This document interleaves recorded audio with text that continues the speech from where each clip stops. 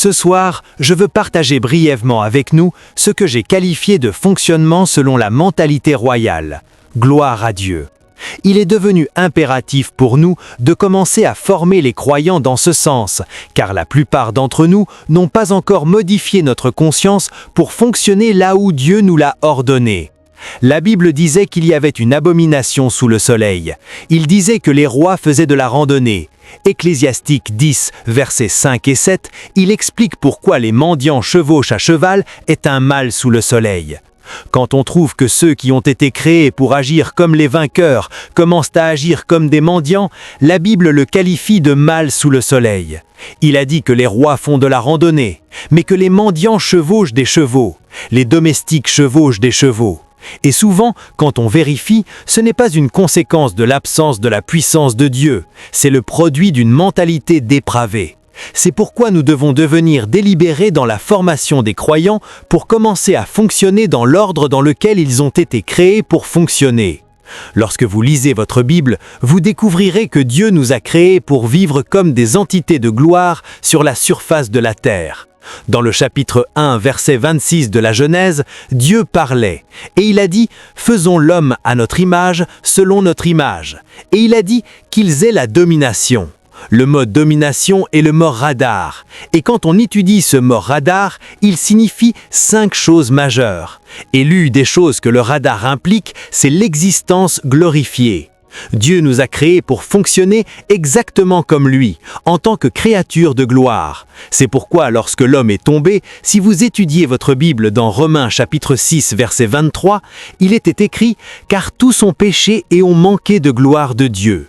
Ainsi, l'homme a été créé pour opérer dans le royaume de la gloire. Dans les psaumes 82 versets 5 et 6, il dit qu'ils ne savent pas et ne comprendront pas. Il a dit « Vous avez dit que vous êtes des dieux ». Et il nous a expliqué pourquoi il a dit que nous sommes des dieux. Il a dit que vous êtes les enfants du Très-Haut. Il a dit « Mais vous tomberez comme si vous étiez comme un prince ». Et il a dit que, sur la force de ta chute, il a dit que les fondations de la terre sont, bien sûr. Donc, nous ne pouvons pas contrôler notre environnement si nous n'opérons pas en gloire. Donc, entre autres, l'une des choses que Jésus est venu faire pour nous a été de nous rendre la gloire. Dans Jean chapitre 17, verset 22, Jésus priait avant de quitter la terre. Et l'une des choses que Jésus a mises en avant dans sa prière, c'est que la gloire que tu m'as donnée, il a dit « Je leur ai donnée ». Jean 17, 22, la gloire, c'est Jésus qui parle, la gloire que tu m'as donnée, la gloire dans laquelle Jésus est entré, il a dit « Je leur ai donné ». Et il nous a expliqué pourquoi. Il a dit qu'ils peuvent être un, tout comme nous sommes un.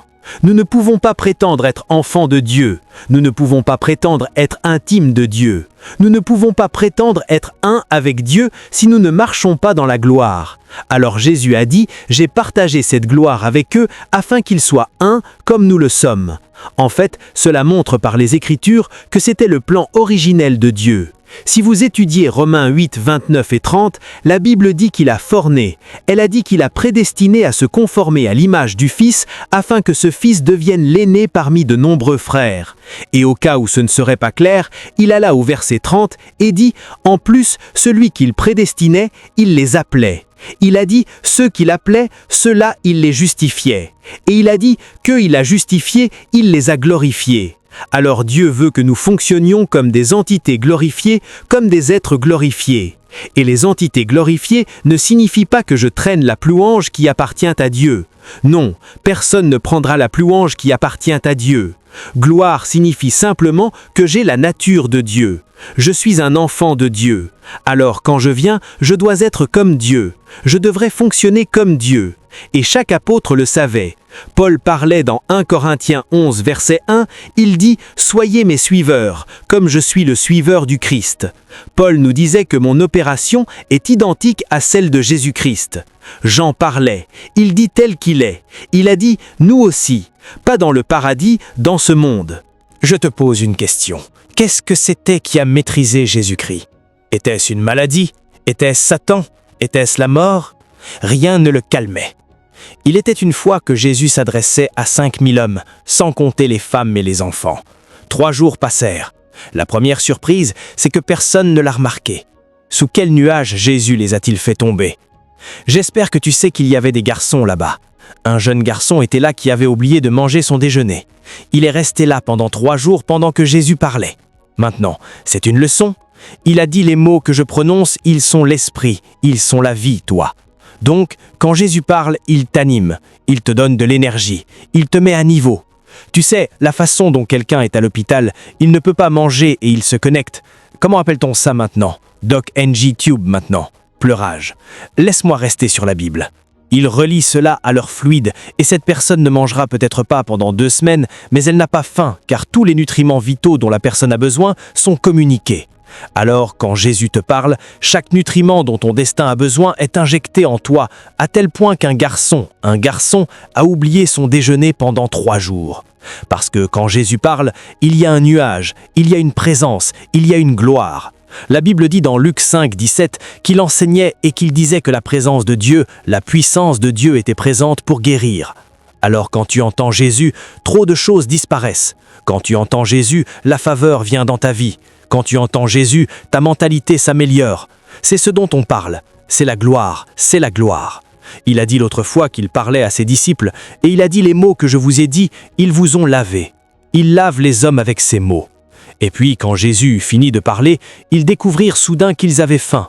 C'est alors qu'ils ont réalisé, nous n'avons pas mangé depuis 3 jours. Jésus dit alors, donnez-leur à manger. L'apôtre dit, non, si vous essayez ça, nous serons embarrassés. Donnez-leur quelque chose à manger. Et ils ont dit, eh bien, puisque tu insistes, tout ce que nous avons ici, c'est un jeune garçon avec 5 pains et 2 poissons. Jésus a dit, apporte-le. Il les a collectés, rendit grâce et l'a donné à 5000 hommes, sans compter les femmes et les enfants. Et quand ils ont fini de manger, ils ont rassemblé les fragments. 12 paniers sont restés. Tu vois, la gloire signifie que tu domines toutes choses, dont y compris les ressources. Jésus ne connaissait pas le manque. Il alla prier à la 3e veille. Tous les bateaux étaient disparus. Maintenant, quand il y a des bateaux, Jésus les utilisait, mais tous les bateaux avaient disparu. Devine quoi? Il est arrivé. Il n'était pas coincé sur la berge. Oh, qu'est-ce que je fais? Pourquoi m'ont-ils quitté? Il n'y avait pas de temps pour la lamentation. La Bible disait qu'il marchait sur l'eau. Il a marché sur l'eau. Et devinez quoi? Il a dépassé ceux qui étaient partis 9 heures plus tôt. Alors marchait-il ou planait-il? Et quand il est monté dans le bateau, ils étaient au sol. Quoi? De quoi parlons-nous? Rien ne dominait Jésus. Il a agi comme un Dieu, homme. C'est notre vocation. Comment se fait-il que beaucoup d'entre nous soient malades? Pourquoi beaucoup d'entre nous sont-ils confus? Pourquoi sommes-nous submergés par tout ça? Cela signifie que nous ne sommes pas encore entrés dans le domaine de notre Fils. Nous ne sommes pas entrés dans l'ordre glorifié de l'existence. C'est notre vocation et nous devons y entrer. La Bible disait que nous étions appelés non seulement à fonctionner dans la gloire, mais à la montrer. Dans 1 Pierre 2, 9, il est dit que vous êtes une génération élue, un clergé royal, le peuple spécial de Dieu appelé à mettre en valeur. Nous avons été appelés à manifester les multiples dimensions de gloire. Toutes les dimensions de gloire que Jésus a manifestées, nous avons été appelés à les mettre en valeur. Donc, certains d'entre nous devraient dominer la maladie, certains d'entre nous devraient dominer la mort, certains d'entre nous devraient dominer la pauvreté. Nous devrions tous dominer le péché. Nous devrions dominer toutes les montagnes d'influence parce que nous sommes venus manifester la gloire. Mais regardez-nous, les gens supplient littéralement pour survivre. Quelque chose ne va pas. Nous ne sommes pas entrés dans l'économie de la gloire. Ce soir, ma mission est double. Premièrement, vous montrer l'implication de ne pas le reconnaître, parce que cela commence à fonctionner dès que vous le reconnaissez. Et quand vous le reconnaissez, alors il y a un protocole, il y a une mentalité. Je reviens de Belgique cet après-midi. Je leur enseignais hier et je leur ai dit, écoutez, la Bible a dit dans Obadiah 1:17 et 21, il a dit, sur le mont Sion, il a dit qu'il y a délivrance, il y a sainteté et que les fils de Jacob posséderont leur possession.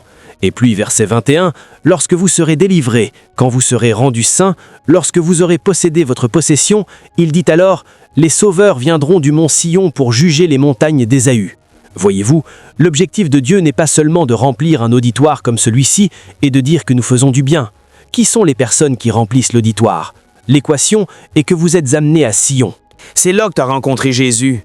C'est là que c'est votre idée d'un terrain de croisade où vous avez rencontré Jésus. C'est à ce moment-là que tu as été amené à Zion. Il a dit que vous êtes venu à Sion, l'asile du Dieu vivant. C'est là que tu es venu à Zion.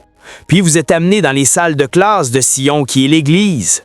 C'est là que tu es disciple. C'est là que tu es disciplé. C'est là que tu es sacrifié. C'est là que vous recevez votre héritage.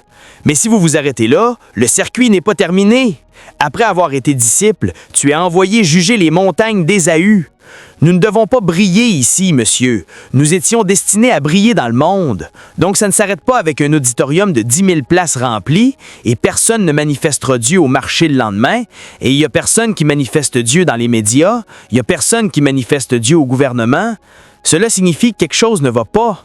Les rois ne sont pas encore levés, parce que lorsque les rois s'élèvent, ils se disputent des territoires, ils établissent leur domination, ils œuvrent pour faire respecter l'autorité de Dieu dans tous les domaines de l'effort humain.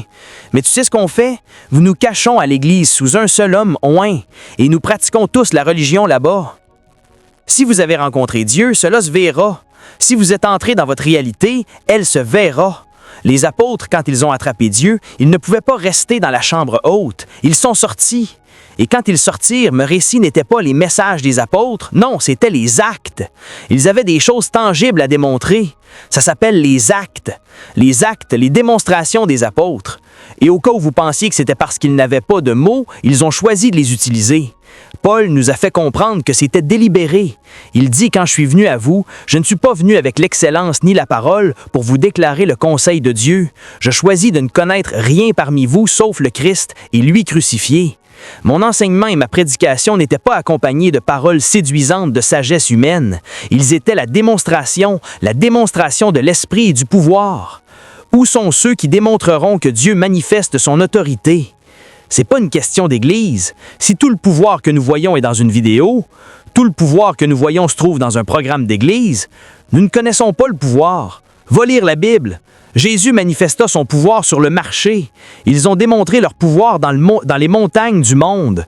C'est là que tu manies ton sceptre. Quand nous venons ici, il n'y a que lui qui est roi, mais nous portons sa domination dans le monde.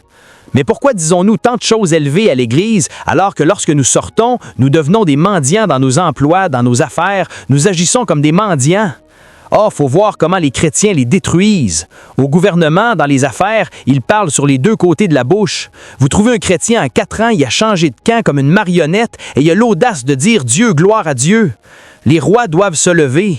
Voyez, la belle chose, c'est que tu essaies pas de devenir un roi. Tu en as été fait. Ton travail est de fonctionner comme tel. La Bible dit dans Apocalypse 6:1, « Rendant grâce au Père qui nous a lavés de son sang et fait de nous rois et prêtres pour le Père. Et il lui dit que la gloire et la domination soient pour toujours. Il nous a créés, il ne nous oblige pas. Nous avons déjà été faits rois. Dieu n'essaie pas de faire de toi un roi, il t'a fait roi. Tu es déjà un roi. » Dans 1 Pierre 2:9, il a dit que ce ne sont pas seulement quelques-uns qui sont rois. Il a dit que vous êtes une génération choisie. Cela signifie que toute la génération est une génération de rois. Tu es un prêtre royal. Nous avons tous été faits rois. Mais si nous ne le reconnaissons pas, alors il y aura un mal sous le soleil. Il a dit que les rois sont en randonnée, les mendiants chevauchent à cheval. Vous devez vous réveiller non seulement en réalisant que vous avez été fait un roi, mais aussi en assumant la responsabilité d'agir comme tel. Parce que si vous ne le faites pas, vous pouvez être un roi, mais vous ne pouvez pas vous manifester comme tel. Il a dit que l'héritier, Galates 4:1, n'est pas différent d'un serviteur, même s'il est le seigneur de tous les héritiers, tant qu'il est un enfant. Le mot enfant est le mot népios. Il ne sait pas qui il est, il n'a pas de compréhension. Donc c'est un héritier. Il a dit qu'il va fonctionner comme un serviteur. Et quand un héritier agit comme un serviteur, c'est une abomination sur terre. C'est un mal sur terre. Certains d'entre vous pensez que le mal n'existe pas quand Satan travaille. Quand tu ne manifestes pas, c'est un mal sur terre. J'ai vu un mal sur terre. Il disait que les rois font de la randonnée, les mendiants chevauchent à cheval. C'est un mal sur terre. Dans Ecclésiaste 10:11, il dit « Malheur à vous, ô terre, si ton roi est un enfant et mange le matin pour plaisir et non pour force. » Il dit « Mais heureux bois-tu, ô terre, qui prince et noble, qui mange pour force et non pour plaisir. » L'ascension des rois est maintenant, sinon nos terres seront envahies par la méchanceté et personne ne pourra dire de restaurer parce qu'on n'a pas notre sceptre. Vous devez vous réveiller non seulement en réalisant que vous avez été fait un roi, mais aussi en assumant la responsabilité d'agir comme tel. Quand vous le faites, le pouvoir commence à circuler. Dans Philippiens 1:6, il est dit que la communication de ta foi doit devenir effective en réalisant tout ce que tu trouves de bon. Vous devez reconnaître que vous êtes un roi. Vous devez reconnaître que vous êtes né souverain. Vous devez reconnaître que vous êtes la tête et non la queue. Vous devez reconnaître que vous êtes le représentant de Dieu sur la surface de la terre. Vous devez reconnaître que lorsque les hommes vous voient et ne voient pas Dieu, il leur sera difficile de le voir autrement. C'est pour ça qu'il nous a envoyés, toi et moi, en tant que témoins. Nous sommes censés être le premier point d'appel quand les gens demandent qui est Dieu. Et on ne parle pas juste de lui, nous le modélisons, nous le reflétons, nous lui témoignons. C'est qui nous sommes.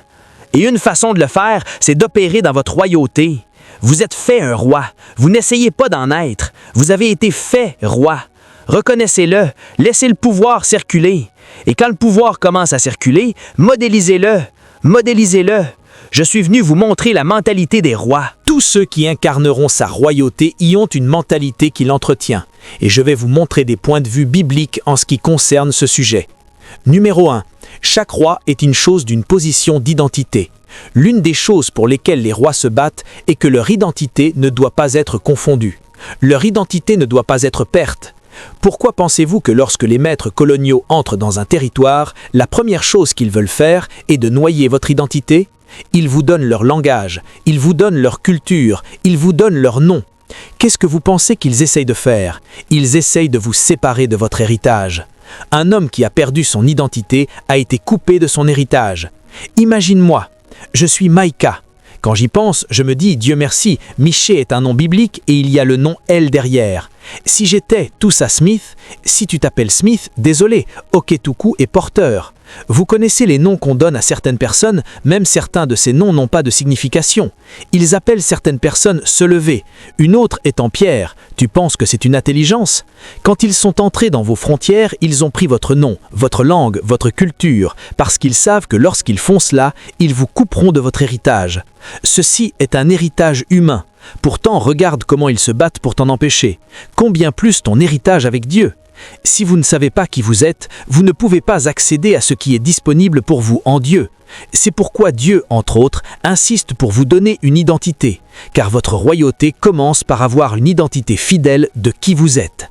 Il y a 5 identités que vous ne devez jamais laisser quoi que ce soit rendre obscures dans votre vie. Premièrement, tu es un enfant de Dieu. Laisse-le t'imprégner en tête. Tu es né d'un roi, donc la royauté est ton ADN. Tu es un enfant de Dieu. Vous n'êtes pas juste, vous savez, la Bible disait qu'il est venu de lui-même. Voyez, ces écritures ont des implications. Ils essayent de vous reprogrammer pour que vous compreniez ce qui est qui continue. Dans Jean chapitre 1, vous lisez le verset 10.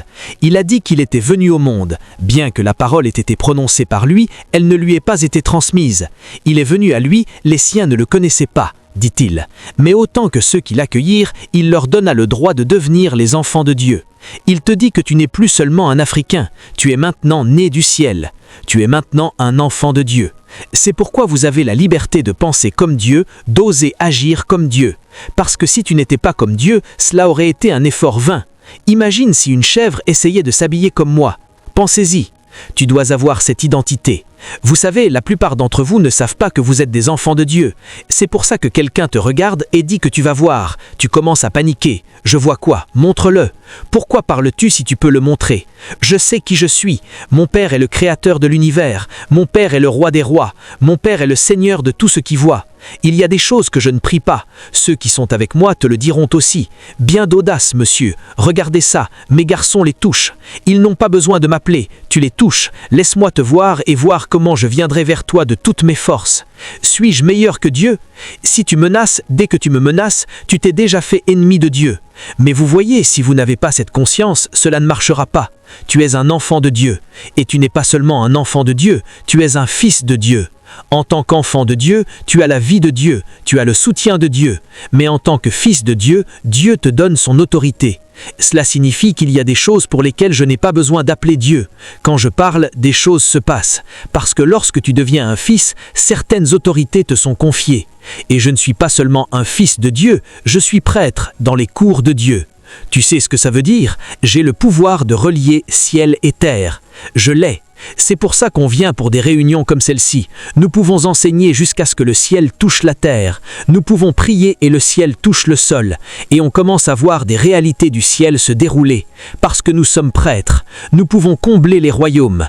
Chaque prêtre porte une présence divine. Tu dois le savoir. C'est pour ça que le Saint-Esprit vit en toi pour te faire un canal entre le ciel et la terre. Tu n'es pas seul. Vous devez savoir que vous n'êtes pas seul. Quand vous partez travailler, vous n'êtes pas seul. Il a dit qu'ils se rassembleront sûrement. Il a dit que non de ma part. Et peu importe combien d'entre eux se rassemblent. Il a dit que chaque langue qui se lève contre toi, tu penseras que Dieu dira que je vais venir. Non, il dit que vous condamnerez par jugement. Cela signifie que toi-même as acquis un certain niveau de pouvoir dont il faudrait beaucoup pour que tu puisses parler. Il a dit que l'ennemi allait entrer. Il a dit que comme un déluge, l'Esprit de Dieu en toi élèvera un étendard contre eux. Sais-tu combien de personnes essaient de te tuer? Ils doivent te dire combien de fois ils ont échoué, mais tu ne sais pas qui tu es. Tu es prêtre. Partout où je viens, le ciel me reconnaît. Je le sais, je le sais. Je leur disais d'où je venais. J'ai dit que parce que je suis là, le ciel est là. Ça a touché certains. Ah, que veux-tu dire? Est-ce toi qui apportes le ciel ou Dieu? J'ai dit que Dieu est au ciel. C'est moi qui l'ai envoyé ici. C'est moi qui ai apporté le ciel ici. Alors qu'ils luttaient avec leur choc, quelqu'un cria. Un ange l'a tapoté pour lui faire savoir qu'il y a beaucoup de choses ici. Allons lire ta Bible. Quand ils menacèrent Élie, il s'anbardait pas. Son serviteur Gahazi voulait mourir, et il y a beaucoup de soldats dehors. Il a dit « Détends-toi, il y en a plus de notre côté ». Qu'est-ce qu'ils savaient? Il y en a plus. Ils ont amené une armée contre toi. Tu as dit qu'il y en avait plus. Il dit oui. Il priait maintenant Dieu d'ouvrir ses yeux. Que Dieu ouvre tes yeux pour voir que tu es un roi. Il faut voir comment certaines personnes s'agitent quand ils leur disent que quelqu'un est en colère contre eux.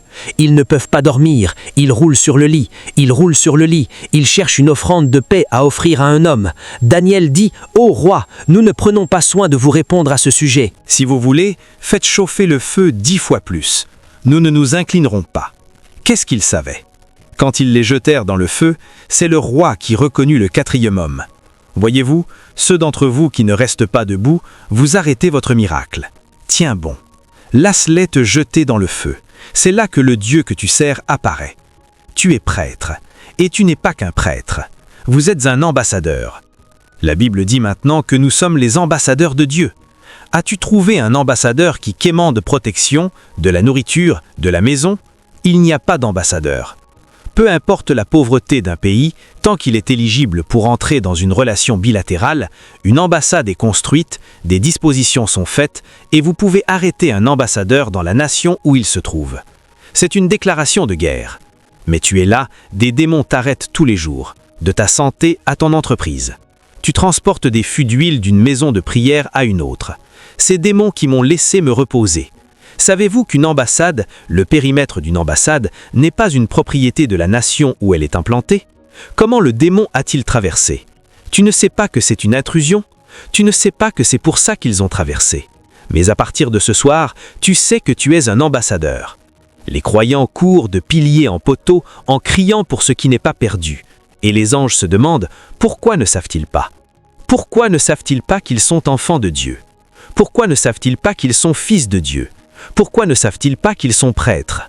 Pourquoi ne savent-ils pas qu'ils sont ambassadeurs, encore moins rois? Ton identité doit être restaurée. Tu n'es pas qu'un homme d'Igala. Tu n'es pas juste un homme à l'Ébo. Tu n'es pas juste un Adama.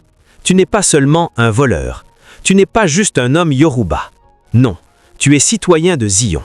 Tu as une identité venue du ciel. Ainsi, tout ce qui n'est pas du ciel n'a pas de loi sur vous. Apprends-le. C'est ici que commence notre royauté. Je l'ai su très tôt dans la vie. Dieu merci aux mentors que j'écoute.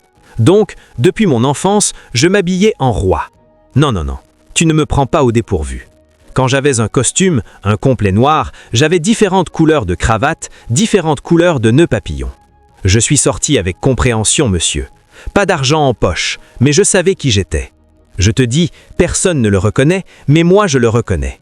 Et j'étais suffisante. Tu n'as pas besoin que le monde entier te reconnaisse comme un roi. Tu le sais. C'est suffisant. Si tu le sais, le Saint-Esprit sera témoin. C'est suffisant. Ces jours où on repassait nos pantalons, ils nous atteignent comme une lame de rasoir. Ça va couper. Oh mon Dieu. On n'avait pas d'argent pour le vernis. Nous utilisons de l'huile granute, on met de la mousse à l'intérieur, on nettoie nos chaussures. When you are coming is like miroir avec de l'audace. Je le dirai à mes sœurs, écoutez, bientôt je vous donnerai des chèques en blanc. Je ne savais même pas ce que c'était. J'ai juste entendu que c'est un Bolognais donner un chèque en blanc à quelqu'un. J'ai demandé comment ça marche. On dit d'écrire n'importe quelle figure que l'on veut. C'est devenu mon langage. Je dirais, je dis je te donnerai, je dis tous, ta gratitude, tous tes enfants sont bénis grâce à moi. Je parlais comme si j'étais folle, mais il y avait une identité. Personne ne nous a rien promis. Nous avons simplement réalisé qu'en Dieu, nous étions quelque chose. Tu ne peux être rien dans ton pays pour l'instant, mais tu es quelque chose en Dieu. Et c'est plus important. Avec le temps, tu deviendras quelque chose dans ton pays. J'étais avec mes amis l'autre fois en voiture quelque part, et l'un d'eux disait qu'il était pressé. Il était pressé. J'ai dit mieux de dire à ton corps de se tenir bien jusqu'à ce qu'on arrive là où on va. Combien de gouverneurs avez-vous vu se garer dans un convoi qu'ils veulent se calmer? Je ne sais pas qui ils sont. Ils ont tout ce qu'ils mangent. Ils sont partout. Je jette de la nourriture dans la bouche partout sur la route. N'avez-vous jamais vu un gouverneur manger en public ou un président? Ils ne savent pas qui ils sont. Quand la crise arrive, ils commencent à agir comme quelqu'un qui prie haute voix. Parfois, les pauvres sont plus bruyants que votre volume peut être un acte de peur. Sache qui tu es. C'est trop important. Cela aura un impact sur tout ce qui vous concerne. C'est une mentalité. Numéro 10, laissez-moi accélérer à cause du temps. Les rois pensent à la domination, non pas à la survie. Tu dois rencontrer un roi fauché. Il fera comme si tout allait bien. Il sait qu'il n'est pas là pour survivre. As-tu trouvé un lion en train de manger une viande morte? Peu importe leur faim, ils savent qu'ils ne sont pas des êtres de survie. Ils sont des êtres de domination. Ils tuent pour manger. C'est une mentalité. Tu dois voir certains de nos gens ainsi entiers, l'homme doit travailler. Tout ce qu'il a me donne. Certains vous enverront un message, ils n'attendent même pas ta réponse. Ils ajouteront le numéro de compte. Salut, homme de Dieu, s'il te plaît, ce n'est pas facile. Je t'en supplie, je t'en supplie. GTB. Oh mon Dieu, laisse-moi répondre d'abord à la salutation. Ils survivent, sans dignité, sans noblesse. Un lion préférerait mourir plutôt que manger quoi que ce soit. C'est la différence entre un lion et un vautour. Vous n'êtes pas là pour survivre, monsieur. Vous êtes là pour dominer. Et domination est une mentalité. Quiconque opère en domination poursuit des territoires, de l'influence et de l'impact. Quand vous les trouvez obsédés par quelque chose, ils poursuivent des territoires. Ils cherchent l'influence, ils cherchent l'impact. Et c'est pourquoi les gens qui opèrent en domination sont stratégiques, non réactifs. Quand vous trouvez des gens qui réagissent, ils ne vont pas nulle part. Mais trouvez des gens qui dominent, ils s'assoient, élaborent leurs plans parce qu'ils ont un agenda. C'est une mentalité royale. Lisez votre Bible, tu la verras. Nous sommes nés pour la domination, pas pour survivre. Genèse 1, 26 à 28. Faisons de l'homme à notre image, qu'ils aient la domination. 28.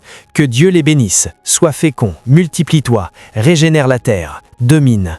Dans Luc 19, 13, Jésus a dit « Occupez jusqu'à ce que je vienne ». Trouvez quelqu'un qui a une mentalité royale.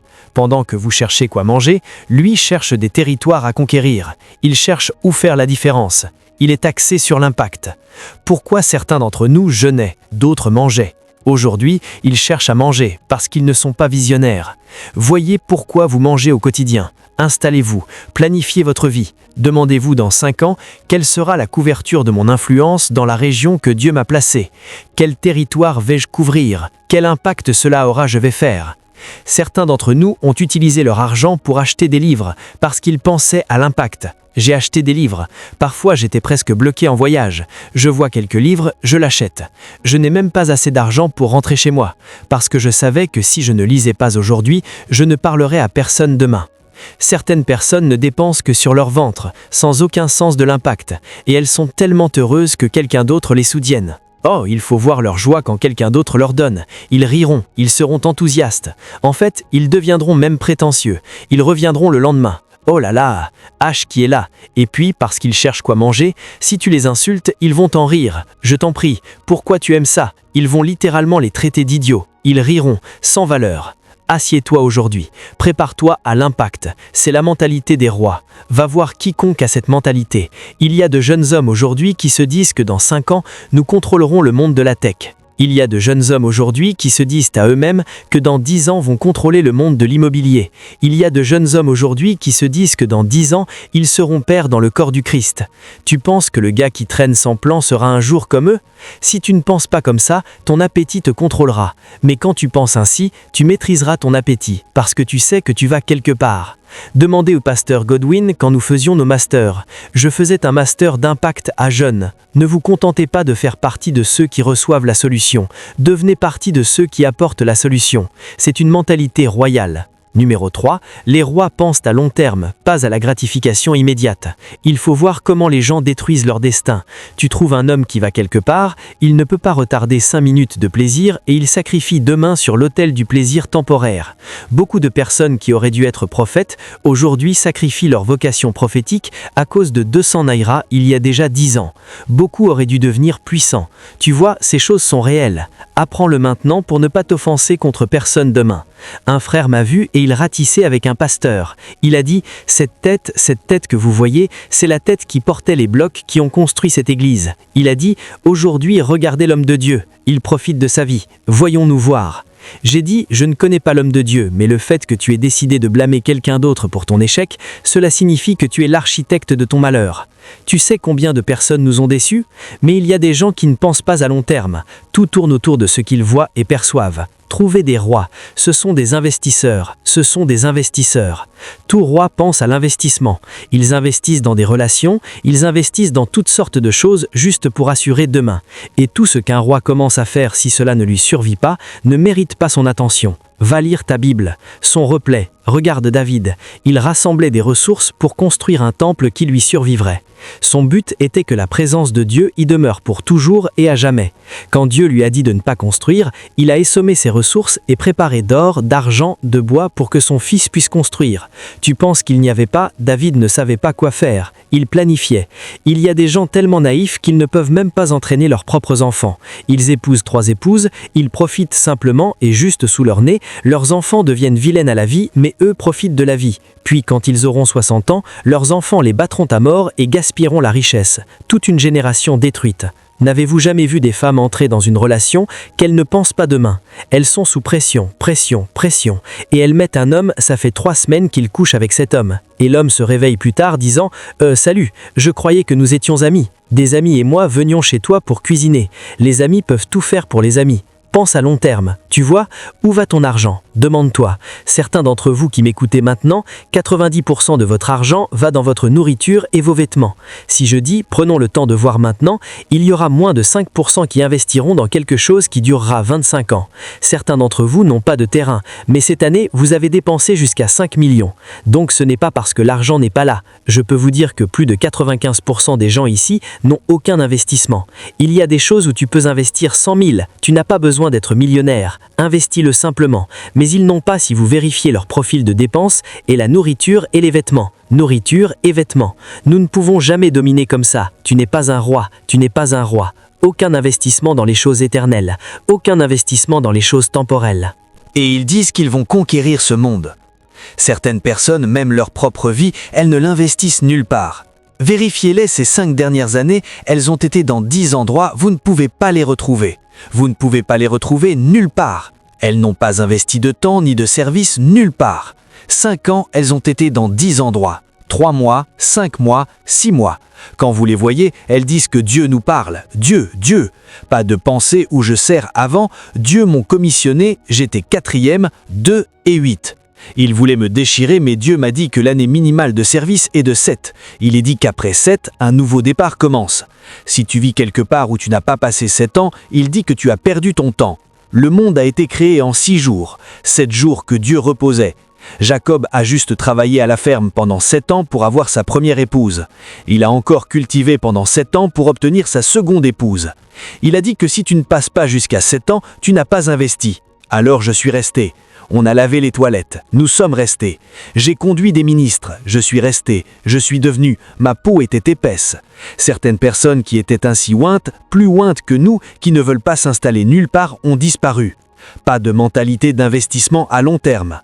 Avant que tu t'en rendes compte, ils ont disparu. Si vous voulez agir en tant que roi, pensez à long terme. Devenez investisseur. Investissez votre temps. Investissez votre énergie, votre expertise, investissez vos ressources. Ne mange pas tout ce que tu as. Même Dieu ne pourra pas t'aider car il donne la graine au semeur puis le pain au mangeur. Si tu transformes ta semence en pain, tu n'as pas de lendemain. C'est pourquoi beaucoup de chrétiens jeûnent et prient, mais ils auront du mal demain et ils s'arment de qui blâmer. Ils nous ont fait perdre notre temps. Ils prophétisaient. Nous pensions que c'était réel. Nous perdions notre temps à prier. Regardez-nous aujourd'hui. Tu n'as pas été sage. C'est pourquoi tu dois acquérir la sagesse. Numéro 4. Comment fonctionne King? Mentalité royale. Parler. Il y a une façon dont les rois parlent. Les rois savent qu'il y a du pouvoir dans leurs paroles. Ils ne parlent pas à la légère. Oh, une chose que j'ai apprise de ma femme. Elle a dit « Silence ne peut jamais être cité ». Tu peux croire que je ne l'ai jamais entendu avant de l'épouser. Elle a dit « Le silence ne peut pas être cité ». Quoi? Ou mal placé. Eh, vous n'avez pas besoin de parler, messieurs. Se taire. Tout ce que vous voulez dire, assurez-vous que si vous êtes mentionné 20 ans plus tard, vous resteriez là. Je ne savais pas que c'était à ce moment-là que les Écritures prenaient vie, que Dieu honorait nos paroles. Il a dit « Chaque mot oisif que tu prononces, tu en rendras compte ». J'ai dit « Waouh ». Il dit « Moi, le Seigneur, je confirme les paroles de mon serviteur et le conseil de mes messagers ». J'ai dit « Quoi?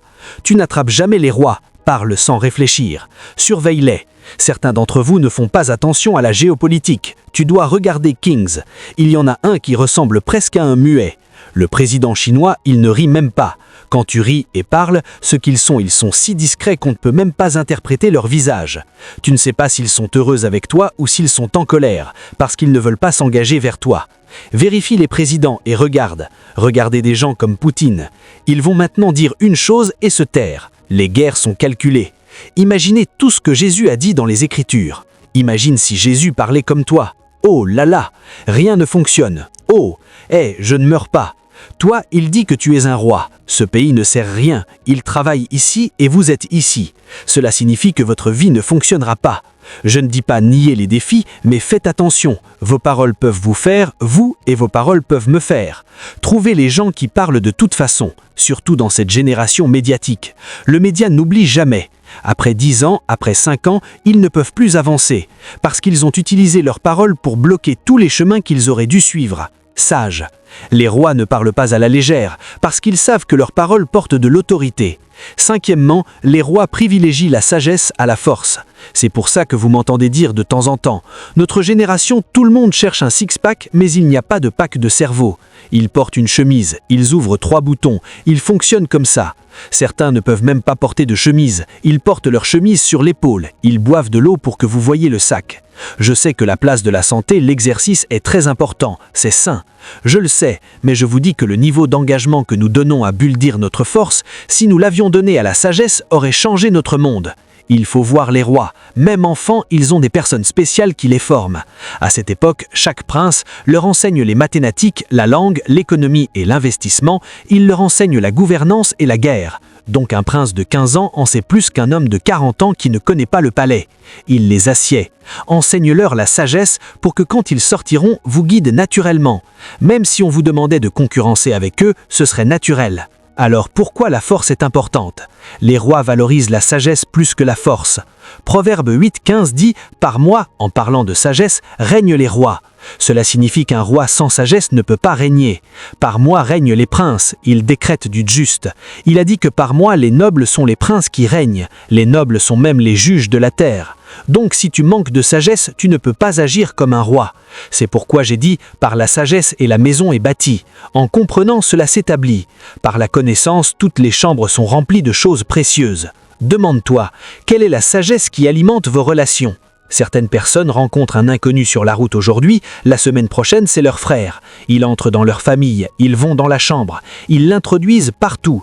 Ah, regarde mon frère maintenant, mon frère. Puis après un mois, ils disent « Ton frère a été impliqué dans un braquage à main armée il y a 2 mois. » Et ils disent que ton frère est un braqueur à main armée. Ton frère est un bandit. Mon frère, mon frère. Aucun code qui régisse la relation. Aucun inconnu n'est son ami. Et ils veulent régner. Quelle est la sagesse qui alimente votre argent? Comment vous l'obtenez et comment vous le dépensez? Il n'y a pas de sagesse. Certaines personnes, l'argent arrive juste et il disparaît comme ça. Quand tu parles, ils disent « Dieu pourvoira ». Mon Dieu pourvoit tous mes besoins. Quand ils sont maintenant dans la pite, ils disent « Dieu, où es-tu » Quelle sagesse dis-tu « Seigneur, je veux m'épouser, je veux me poser ». Quelle est la sagesse que vous avez acquise pour définir votre maison? Ô Seigneur, ce ministère doit fonctionner. Ce ministère doit fonctionner. Vidéo de 40 jours. Quelle est la sagesse qui alimente ce ministère? Personne ne règne par hasard. Vous devez vous asseoir, définir les différents aspects de votre vie et vous demander quelle est la sagesse? Quelle est la sagesse? Quelle est la sagesse? Par exemple, pour moi, 3 choses définissent une relation. Similitude de vision, de loyauté et de compétence. Si je ne vois pas que toi et moi allons dans la même direction, peu importe à quel point tu es intéressant, quand nous profiterons de ce moment, nous prendrons tous des chemins différents. Et si je vois que nous partageons la même vision, si je ne vois pas de loyauté en toi, nous parlons après 2 semaines, 1 mois, 3 semaines. Je serai très occupé, parce que je suis un homme occupé. Si tu travailles avec moi et que je ne vois pas assez de compétences pour me motiver quand nous parlons à distance, il y a une sagesse, monsieur. Ne sois pas négligent du destin, ça ne marche pas comme ça. Il y a une façon. Les rois fonctionnels ne plaisantent pas avec la sagesse. L'une des plus grandes armes d'un roi est sa sagesse. Sagesse. On peut retracer différents rois à différentes opérations de sagesse. Numéro 6. Les rois pensent à la responsabilité et non au privilège. On ne trouve guère un roi qui prend des choses gratuitement. Tout ça, s'il reste quelqu'un là-bas, aide ton frère. Jamais. La noblesse désapprouve la recherche de choses bon marché. Quand tu trouves des nobles, à moins de venir leur rendre hommage, ils ne cherchent pas des choses bon marché. Quelqu'un voulait donner à David un terrain et des animaux à sacrifier à Dieu. Il a dit « Je ne prendrai rien de toi qui ne me coûtera rien. » Jamais. Ils ont donné à Abraham un terrain de terre. Les fils de Shechem disaient « Prenez votre terre, enterrez vos générations. » Il a dit « Non, je paierai pour ça. Je paierai et laisserai des témoins pour que demain, tu ne changes pas d'avis quand je ne construis pas un projet durable. Tu dis que cette terre est comme si on avait à utiliser.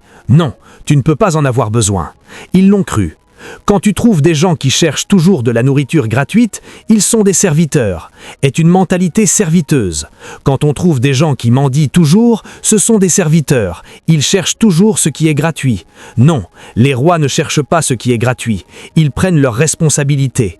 En fait, même quand ils sont diffusés, la première chose que vous entendez dire est « J'assume mes responsabilités, j'assume mes responsabilités ». À l'époque des royaumes, quand un roi viole certaines lois, tu sais ce qu'il fait? Il se suicide. Va étudier les Japonais. Ils s'amurissent. Les gens sont nobles. Même jusqu'à la mort, un roi se tuera lui-même afin que les codes qui régissent le land ne soient pas modifiés. Pourquoi pensez-vous que notre pays est en mauvais état? Nous n'avons pas de roi, pas d'intégrité.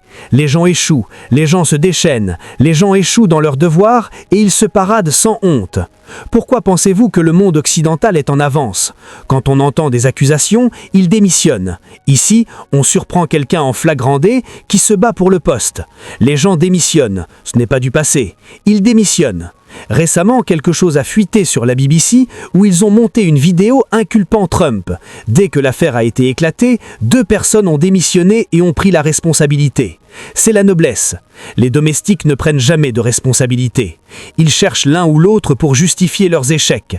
Et quand ils sont attrapés, ils commencent à supplier. « Je t'en supplie maintenant. Je t'en supplie maintenant. S'il te plaît, aie pitié. » De quoi? Aucune intégrité. Si vous régnez, vous devez apprendre le code de la mentalité des rois. Ce n'est pas tout ce qui est homme de Dieu. Mets les mains sur moi, mets les mains sur moi. Nous t'avons mis la main sur toi ici.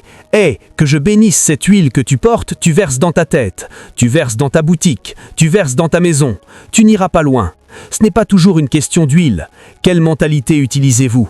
Nous pensons que le service n'est puissant que lorsque nous libérons le feu, que nous libérons l'impartition, que les gens tombent, vous tomberez, vous vous redresserez et coulerez si vous n'avez pas la bonne mentalité. Et on continue de voir les gens dans le monde dépasser ceux dans la maison de Dieu. Et nous nous demandons s'il existe un code. Certaines personnes ne peuvent pas être responsables de balayer. Disons que si tu balaies le sol chaque semaine pendant 5 ans, tu vas te plaindre.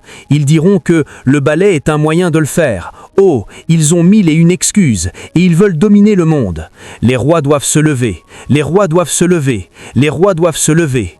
Chaque roi pense au service, à la responsabilité et à la responsabilité. C'est le code de responsabilité. Que dois-je faire? Pourquoi le faire? Je dois m'en rendre compte. Je dois être le meilleur dans ça. C'est comme ça que pensent les rois. Alors ils aiment ce qu'ils font et s'y consacrent. Il y en a qui détestent même le service. Donc lorsqu'ils attribuent des responsabilités, ils vont à l'arrière et se cachent. Quand tout est terminé, ils reviennent et disent « Caille, Dieu nous aide à partir ». Oui, c'est bien. Quand ils partagent maintenant des choses, ils veulent être les premiers. tu vas te faire des illusions. Numéro 7. Les rois honorent les lois et les principes. Voyez la façon dont Dieu pense. Le psaume 138, verset 2 disait « J'honore ma parole au-dessus de tous mes noms ». C'est ça la royauté. Voyez la façon dont le psalmiste pense, ou pensez au psaume 119, verset 97. « Oh, comme j'aime ta loi, ce sont mes méditations toute la journée ».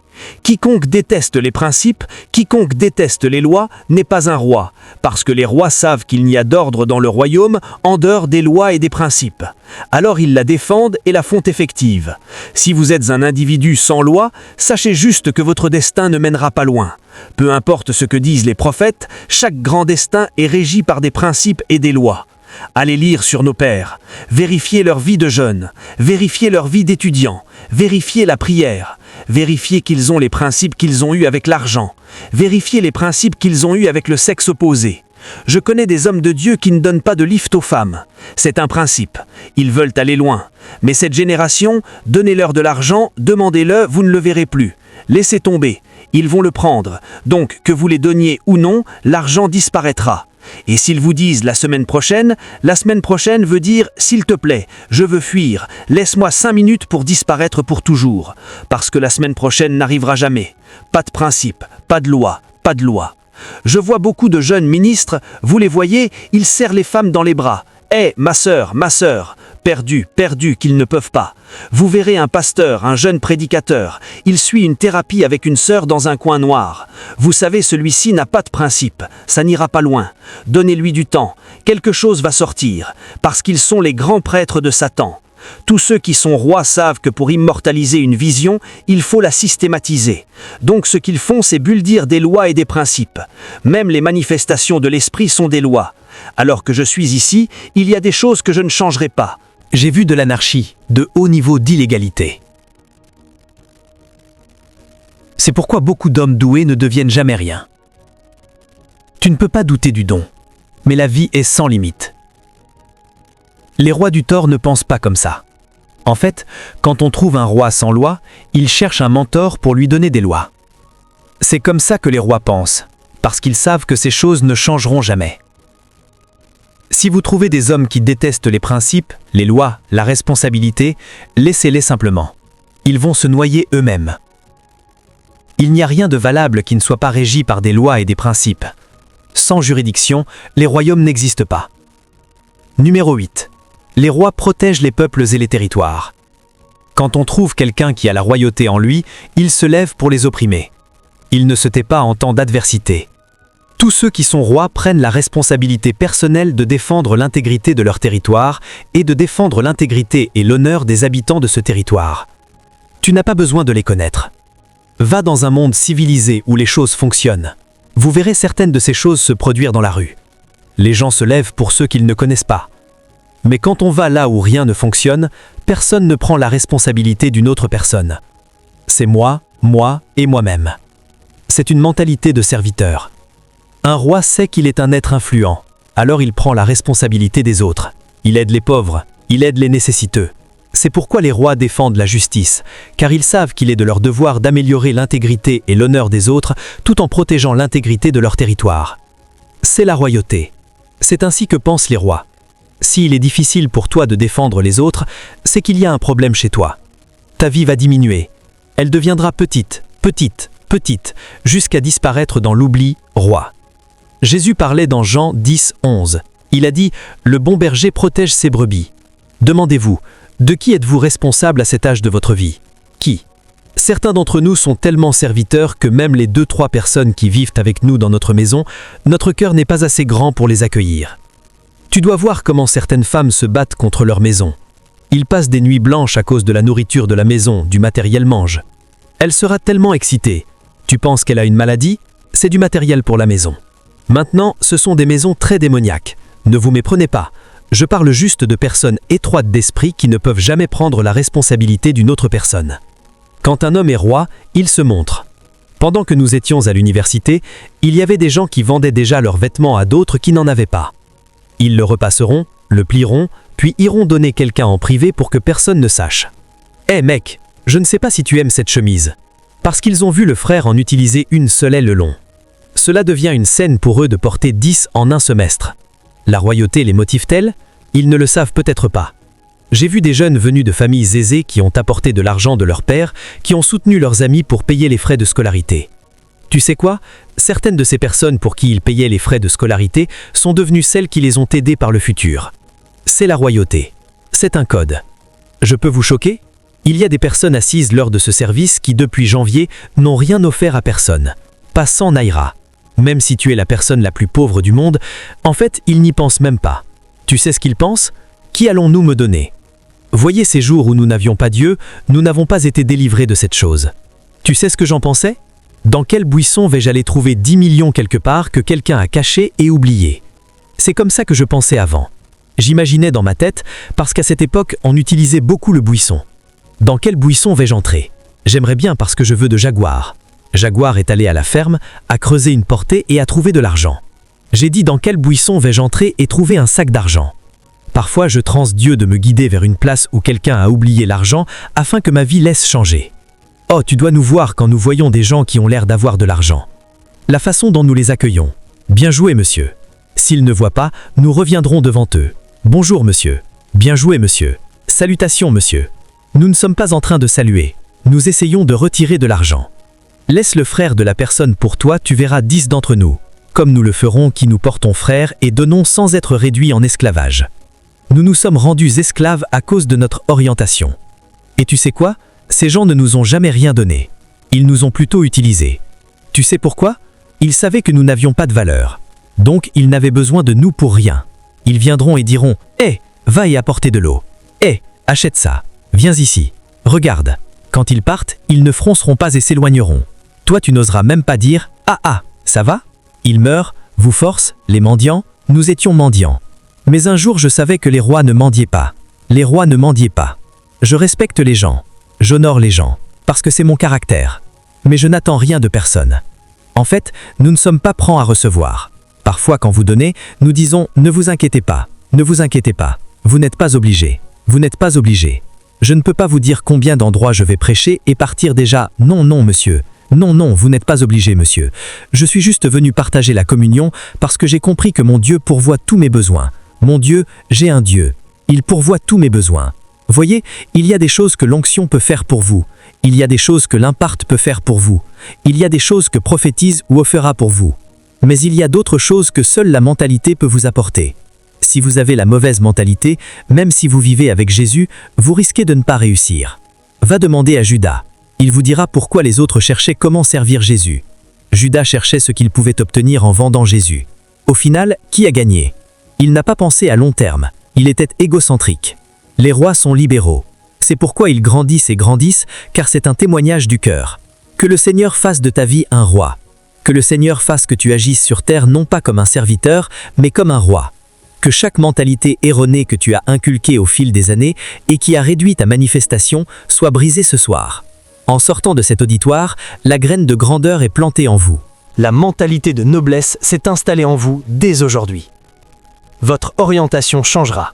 Et à mesure que votre orientation évolue, votre vie évoluera aussi. Ta manifestation changera aussi au nom de Jésus-Christ.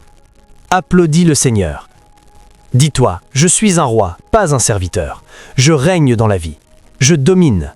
Je ne survis pas. Je suis venu changer ma parole. Je fais partie de la solution, pas du problème. Je suis la réponse à ma génération. Je marche au-delà du domaine du manque. Je règne dans la vie. Je règne dans la vie. Je règne dans la vie. Priez en langue pendant 1 minute.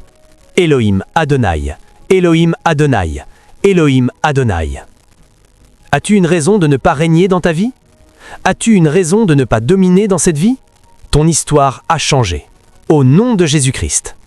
Assieds-toi un instant. Dans 10 minutes, on sera parti. Vous ne m'avez pas cru. Alors ne me croyez pas. Le jour où tu me croiras, ce jour-là, je respecterai le temps. Mon Dieu. Gloire à Dieu. Maintenant, nous allons remercier Dieu avant de partir. Ce soir, c'est notre soirée de Thanksgiving. Le dimanche dernier de chaque mois, nous avons dédié à Thanksgiving. Et je veux que nous soyons délibérés en remerciant Dieu ce soir. Je veux juste vous montrer quelque chose que Dieu a fait à travers nous ce mois-ci. Ainsi, en remerciant, dit Seigneur, vous remerciez Dieu par la compréhension. Alléluia. Gloire à Dieu. Rien que ce mois-ci, nous avons gagné plus de 56 000 âmes. Est-ce que ce sont des âmes que tu célèbres comme ça? Nous avons fait sortir plus de 56 000 âmes des chaînes de l'enfer. Faites un grand applaudissement au Seigneur. Nous avons eu des croisades et des actions de sensibilisation. Je vais juste te montrer quelques photos. Nous avons fait passer la croisade jusqu'à la première semaine, le premier jour de novembre. Vous pouvez regarder ça. Des choses énormes ont été accomplies. Et bien sûr, les étudiants de la SSF qui ont obtenu leur diplôme ont aussi eu leur croisade. On peut avoir la photo? Ce sont les choses que Dieu fait. Peut-on projeter des images de la croisade SSF? Sont-ils là? Cette croisade était alors organisée par les diplômés de l'école des fondations spirituelles. C'était donc la deuxième croisade et bien sûr, nous avons eu quelques actions de sensibilisation coordonnées par le barista à Rome.